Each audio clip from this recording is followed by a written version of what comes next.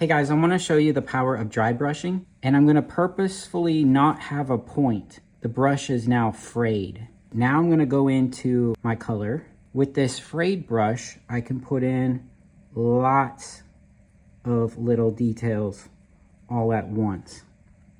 There's a lot of texture going on right now. Really cool texture. So I'm going to show you another trick real quick, but look at this. Look at all this detail that just goes right in through dry brushing. Dry brushing is such a powerful tool. Now I'm running out of water, so instead of dipping my brush all the way into the water, I'm gonna take a little bit of the water on the side. Now I have a little bit of water in my brush, and I can come back in and start adding more textures. So look at all this detail that goes in real quick. So powerful. I'm going to be teaching how to do this painting from beginning to end in my upcoming watercolor online workshop. And you can register for it by going to my website at watercolorshark.com.